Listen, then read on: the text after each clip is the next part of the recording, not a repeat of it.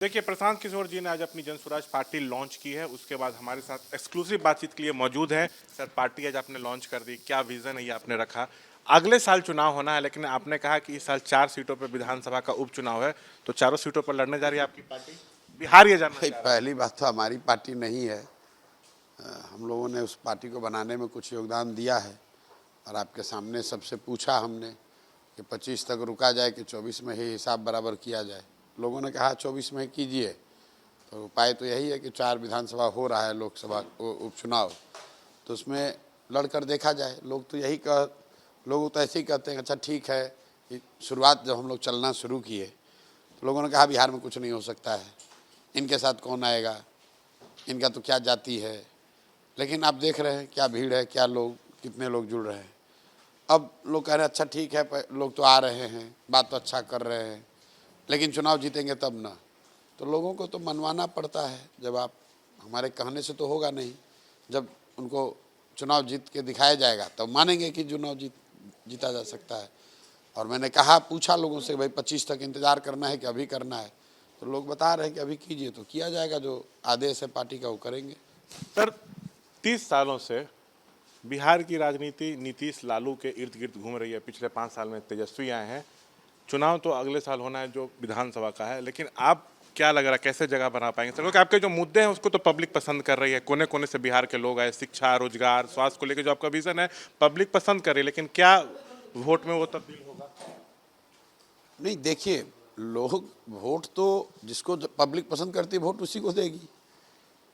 मतलब वोट देती है जिसको, अभी बिहार की जनता 30 साल से वोट उसको दे रही है जिसको पसंद नहीं करती है, मजबूरी में दे रही है, डर से दे रही है। भाजपा के डर से लालू को देती है, लालू के डर से भाजपा को देती है। तो अभी जो वोट मिल रहा है जिन दलों को, ये पसंद का वोट नहीं है, डर का वोट है। जन स्वराज को लोग पसंद करते हैं, तो अगर पसंद करते हैं तो उसको वोट भी देंगे।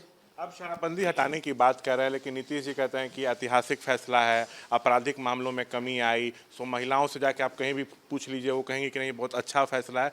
तो ये जो आप ऐलान किया कि आप शराबबंदी हटाएंगे, क्या सर ये आपको लगता है कि इससे महिलाओं में गलत मैसेज जा सकता है? भाई, हमने इस अभियान में एक चीज़ कहा है कि जो सही है वो बोलेंगे, वोट मिले या ना मिले। मैंने आपको बताया कि शराबबंदी हटाकर क्या करेंगे। शिक्षा नीति लाएंगे। शिक्षा नीति की बात नहीं है। बिहार में अगर बच्चों के लिए विश्व स्तरीय शिक्षा व्यवस्था बनानी है तो उसके लिए 5 लाख करोड़ रुपया चाहिए। और वो पैसा आएगा कहाँ से? पैसा आने का कोई ना कोई रास्ता निकालना पड़ेगा।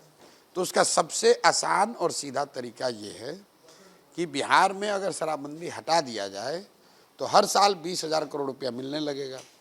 और जनसुराज ने ये कहा है कि हम उस 20,000 करोड़ को सेंट्रल बजट के पूल में नहीं लेंगे। जैसे हम लोग रोड बनाने के लिए 50 पैसा डीजल पे सेस देते थे, तो शराबबंदी हटाएंगे तो उस पैसे से बंगला नहीं बनवाएंगे, सिक्योरिटी नहीं लेंगे।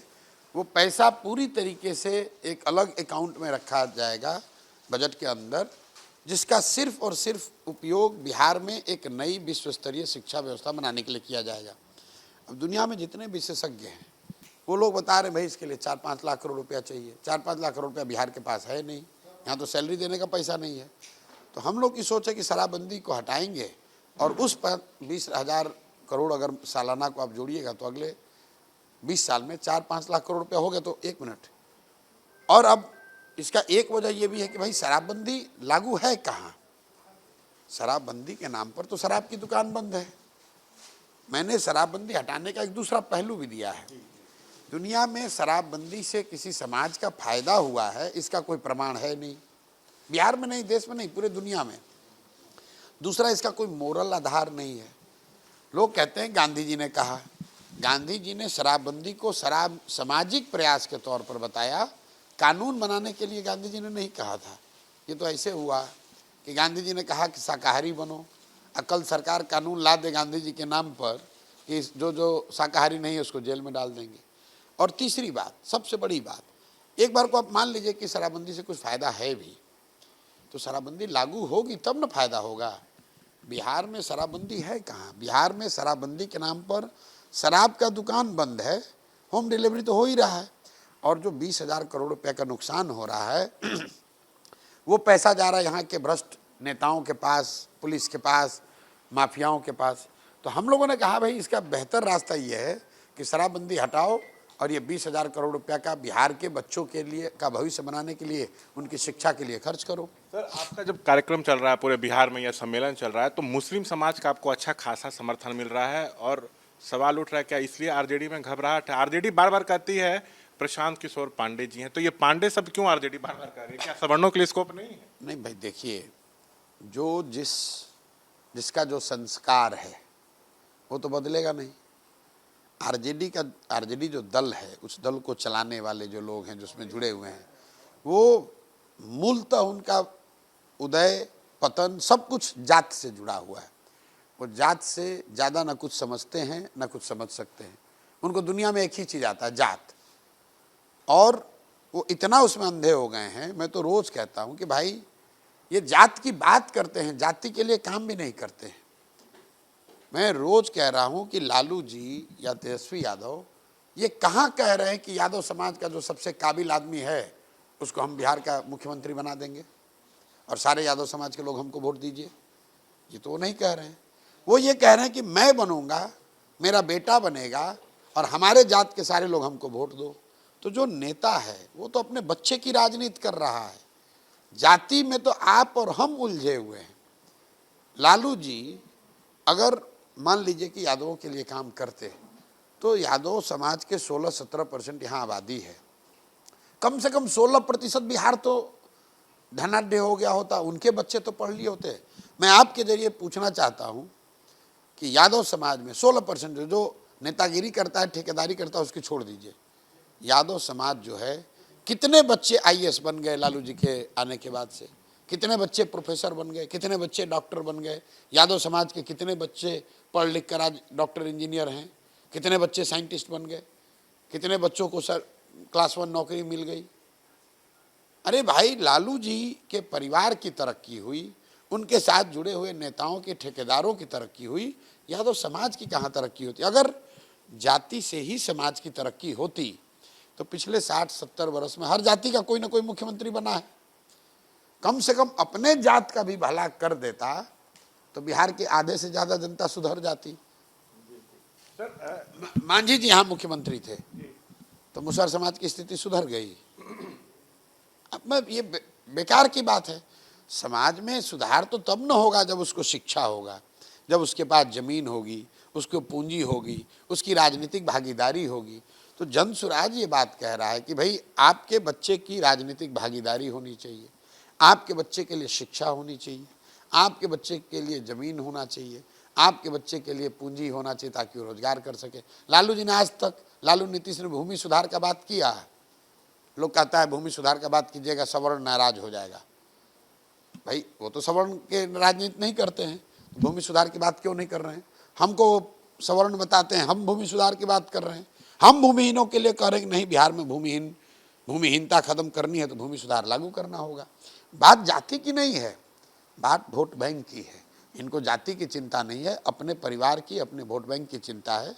जन सुराज में हमने इस अभियान में एक संकल्प लिया हुआ है, हम सही बोलेंगे, जो हमको सही लगता है वो बोलेंगे। आपको वोट देना है दीजिए, नहीं देना है मत दीजिए।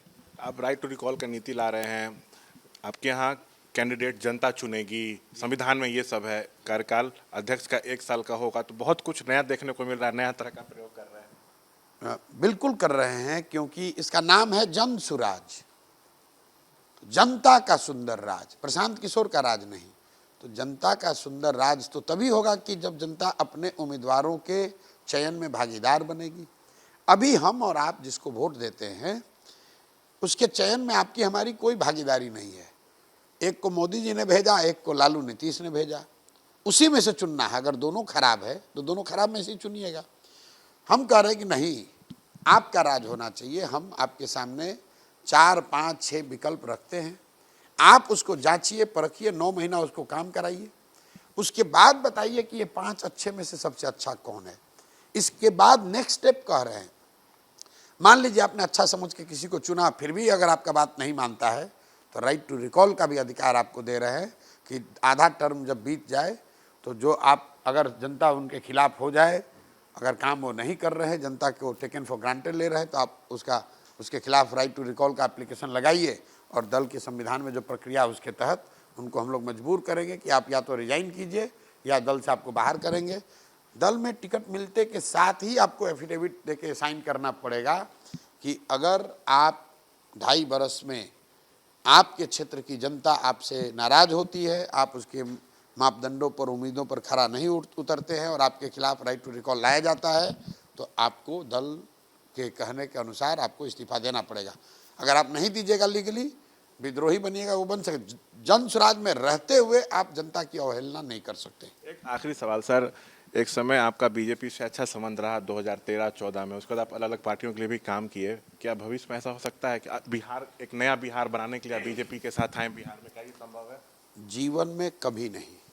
बात बीजेपी की नहीं है, ना बीजेपी से के साथ, ना किसी दल के साथ। आप गठबंधन क्यों बनाते हैं? हमारा 1 करोड़ बिहार की जनता से हमने गठबंधन 2 साल पैदल चल के बना लिया है। हमको जरूरत ही नहीं है, और अगर जरूरत पड़ भी जाए तो भी नहीं करना है हमको। चाहे बाहर बैठना पड़े, 10 साल चलना पड़े, जन स्वराज 243 सीट लड़ेगा। और मैंने 122 नहीं कहा, मैंने कहा, किसी ने मेरे से पूछा 130-35 आया तो आपकी बड़ी जीत होगी। हमारा एक कोई पत्रकार आए थे, बोले कि हम घूम रहे हैं तो लोग बता रहे हैं 130-35 सीट आएगा आपको।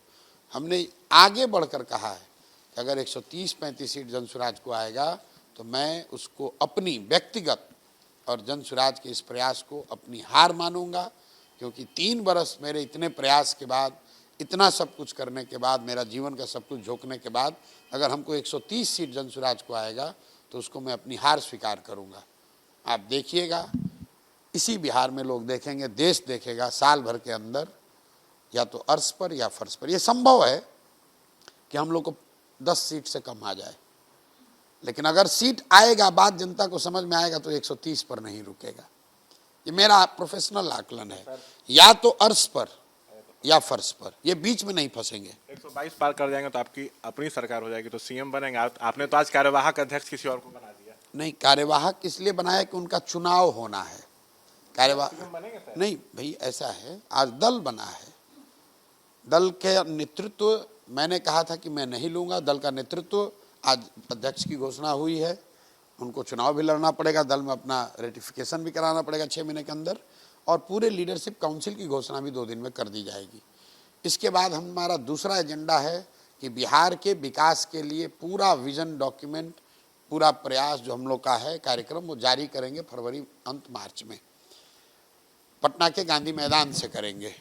और एक बार जब वो जारी हो जाए, जनता को चुन कर लाने दीजिए, जो लोग चुन कर आएगा वो पता करेगा कि किसको मुख्यमंत्री बनाता है। बहुत बहुत शुक्रिया सर, और शुभकामनाएं। बहुत बहुत धन्यवाद भैया। तो देखिए, तमाम मसलों पर ये थे प्रशांत किशोर हमसे बातचीत करते हुए। कैमरा पर्सन पंकज के साथ मैं शशांक कुमार, एबीपी न्यूज़ पटना।